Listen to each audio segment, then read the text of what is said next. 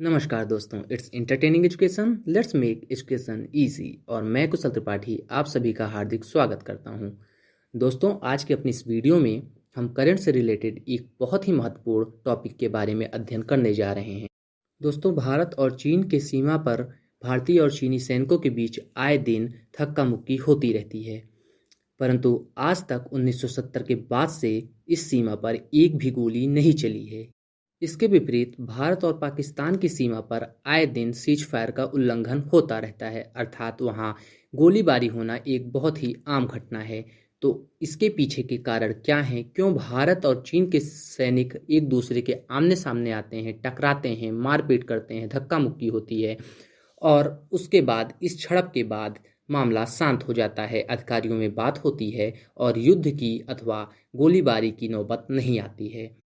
तो दोस्तों, आज की अपनी इस वीडियो में हम अध्ययन करेंगे भारत और चीन के मध्य सीमा विवाद क्यों। तो दोस्तों, भारत और चीन के बीच के सीमा विवाद को समझने के लिए हमें तीन महत्वपूर्ण घटनाओं का अध्ययन करना होगा। वह तीन महत्वपूर्ण घटनाएं हैं सिक्किम विलय, शिमला समझौता और LAC। तो दोस्तों, आइए सबसे पहले जानते हैं सिक्किम विलय के बारे में। वर्ष था 1975, जब इंदिरा गांधी भारत की प्रधानमंत्री हुआ करती थी। यह वह समय था जब सिक्किम एक स्वतंत्र राज्य के रूप में रह रहा था और भारत इसके संरक्षणकर्ता के तौर पर जिम्मेदारियों का निर्वहन कर रहा था। सिक्किम के राजा चोग्याल इस समय भारत के विपरीत सुरों में बोलना शुरू कर चुके थे और वहां की जनता राजा के प्रति बगावती रवैया अपना चुकी थी।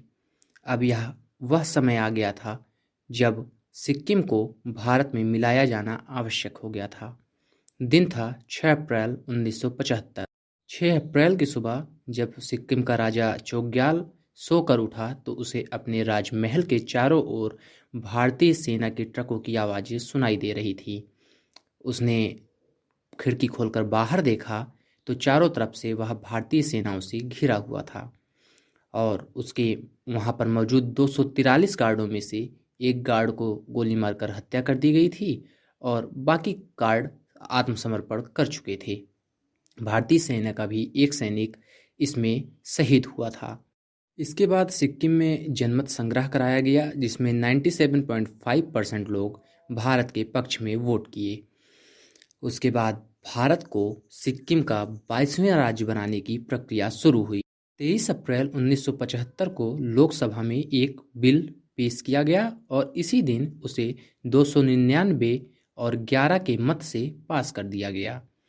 यही बिल राज्यसभा में 26 अप्रैल को पास हुआ और उसके बाद 15 मई 1975 को जैसे ही राष्ट्रपति फखरुद्दीन अली अहमद के हस्ताक्षर इस बिल पर हुए, वैसे ही सिक्किम पर से नाग्याल राजवंश का शासन समाप्त हो गया और 16 मई 1975 को सिक्किम भारत के 22वें राज्य के रूप में स्थापित हुआ।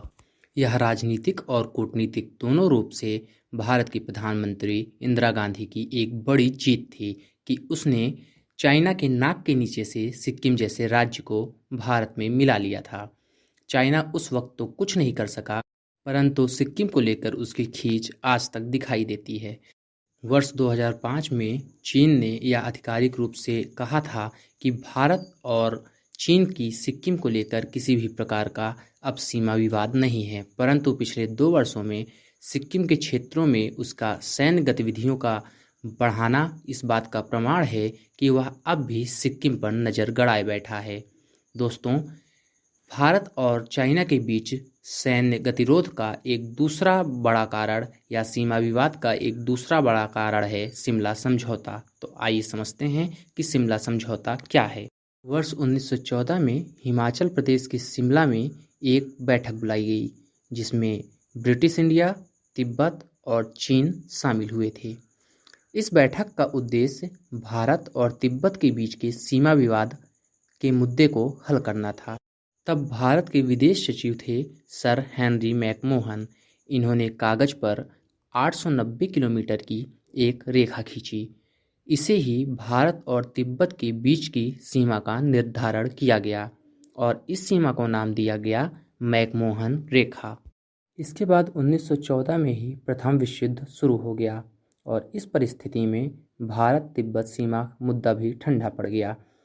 इस मुद्दे ने दोबारा तूल पकड़ा सन 1937 में, परंतु इस समय भी सर सीयू एचसन की लिखी किताब a collection of the treaties engagement and sanad relating to India's and neighbouring countries के उल्लेख के अनुसार इस बात को मान लिया गया कि शिमला समझौता के दौरान मानी गई रेखा ही मैकमोहन रेखा ही भारत और तिब्बत के बीच की सीमा है।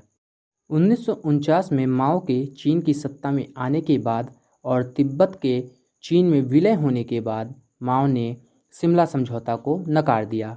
उसने इसे एक छल बताते हुए यह मानने से इनकार कर दिया कि हमारी जानकारी में इस सीमा का निर्धारण हुआ। इसके बाद 23 जनवरी 1959 को आधिकारिक तौर पर भारत के प्रधानमंत्री जवाहरलाल नेहरू को इस लाइन पर आपत्ति भरा एक पत्र भेजा गया और उसके बाद 1962 में भारत पर चीन ने आक्रमण कर दिया और भारत और चीन में युद्ध छिड़ गया। इस युद्ध के बाद एक नया मुद्दा उभर कर सामने आया, वह था LAC यानी कि लाइन ऑफ एक्चुअल कंट्रोल। तो आइए अब जानते हैं LAC क्या है और किस प्रकार वह विवाद का एक बड़ा कारण बना हुआ है। दोस्तों, भारत और चाइना के बीच जब युद्ध की समाप्ति हुई तो भारत और चीन की सेनाएं जिस क्षेत्र तक कब्जा की हुई थीं उसी क्षेत्र पर एक रेखा बनाई गई जिसे LAC यानी कि लाइन ऑफ एक्चुअल कंट्रोल कहा गया। यह वह क्षेत्र था जहां दोनों देशों की सेनाएं अपना अपना कब्जा जमाए हुए थीं, परंतु LAC के लिए भी कोई घेराबंदी नहीं की गई और न ही इसमें किसी प्रकार की बैरिकेटिंग हुई। भारत और चीन के मध्य की सीमा पर सिर्फ पत्थर गाड़कर सीमाओं की निशानदेही तय कर दी गई। ऐसे में जब बर्फ गिर जाती है और सीमाओं का भेद मिट जाता है तब एक महत्वपूर्ण कारण बनता है भारत और चीन के बीच सेनाओं के टकराने का, क्योंकि चीन की सेना कई बार भारत के क्षेत्र में यह कहते घुस आती है कि यह हमारा क्षेत्र है और इस प्रकार यह क्षेत्र एक बार फिर से विवादित हो चुका है। वर्तमान समय में चाइना ने इस बात को मानने से इनकार कर दिया है कि LAC वह क्षेत्र है जहां पर इस समय दोनों देश की सेनाओं का कब्जा है, बल्कि उनका यह कहना है कि LAC वास्तव में भारत के कब्जे वाले क्षेत्र में बनाई गई रेखा थी। अर्थात उसका यह कहना है सीधे साफ शब्दों में कि भारत अपने अधिकार क्षेत्र के कुछ भूमि को छोड़कर पीछे जाए, उसके बाद की रेखा को LAC माना जाएगा। तो दोस्तों, अब आइए देखते हैं भारत और चीन के बीच के कुछ महत्वपूर्ण क्षेत्र जहां पर अक्सर विवाद होते रहते हैं। यह क्षेत्र बहुत चर्चित हैं और बहुत ज़्यादा महत्वपूर्ण हैं। तो आइए जानते हैं इन क्षेत्रों के बारे में। भारत तथा चीन के मध्य विवादित क्षेत्रों में एक प्रमुख विवादित क्षेत्र है पेंगोत्सो झील। यह 134 किलोमीटर लंबी हिमालय में करीब 14,000 फुट से ज़्यादा की ऊंचाई पर स्थित झील है। इस झील का 45 किलोमीटर क्षेत्र भारत में पड़ता है, जबकि लगभग 90 किलोमीटर क्षेत्र चीन में आता है। रणनीतिक तौर पर इस झील का काफ़ी महत्व है। साल 1962 के युद्ध के दौरान यही वह जगह थी जहां से चीन ने अपना मुख्य आक्रमण शुरू किया था। इस क्षेत्र को लेकर चाइना तथा भारत में लगातार विवाद बना रहता है। इसके बाद दूसरा प्रमुख क्षेत्र आता है गालवन घाटी। यह क्षेत्र भारत में लद्दाख में और अक्साई चीन के बीच भारत चीन सीमा के नज़दीक स्थित है। ये घाटी चीन के दक्षिणी सिनजियांग और भारत के लद्दाख तक फैली है।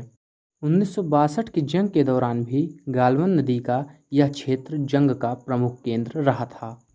तीसरा और बेहद महत्वपूर्ण क्षेत्र है डोकलाम। दोस्तों, डोकलाम 2017 में डोकलाम का विवाद बहुत गहराया था और बहुत लंबे समय तक चले इस विवाद के बाद आखिर में चीन को पीछे हटना पड़ा था। यह विवाद क्या था, आइए जानते हैं। वैसे तो डोकलाम चीन और भूटान के बीच का विवादित क्षेत्र है, लेकिन सिक्किम बॉर्डर के नज़दीक ही यह क्षेत्र पड़ता है। यह एक ट्राई जंक्शन पॉइंट है। ट्राई जंक्शन का मतलब होता है जहां 3 देशों की सीमाएं मिलती हैं। डोकलाम पर भूटान और चीन दोनों अपना अपना दावा करते हैं तथा भारत भूटान का समर्थन करता है। दोस्तों, यह एक बहुत महत्वपूर्ण इसलिए मुद्दा बन जाता है क्योंकि अगर डोकलाम में चीन अपना कब्जा स्थापित कर लेता है तो भारत के चिकन स्नेक पर भी काफ़ी खतरा मंडराता दिख रहा है। चिकन स्नेक क्या है, आइए जानते हैं।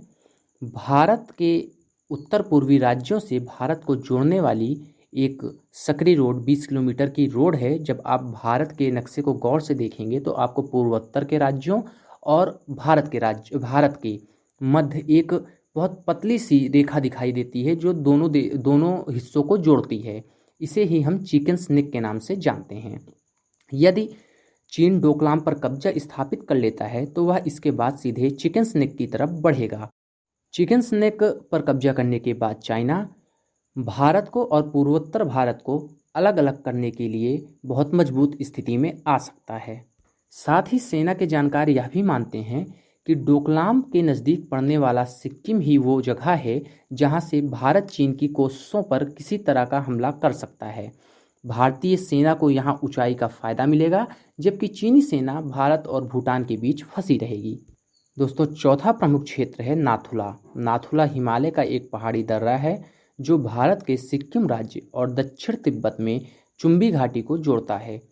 भारत की ओर से यह दर्रा सिक्किम की राजधानी गंगटोक से तकरीब 54 किलोमीटर पूर्व में है। 14,200 फीट की ऊंचाई पर स्थित नाथुला भारत के लिए महत्वपूर्ण है क्योंकि यहाँ से होकर चीनी तिब्बत क्षेत्र में कैलाश मानसरोवर की यात्रा के लिए भारतीय तीर्थयात्रियों का जत्था यहीं से गुजरता है।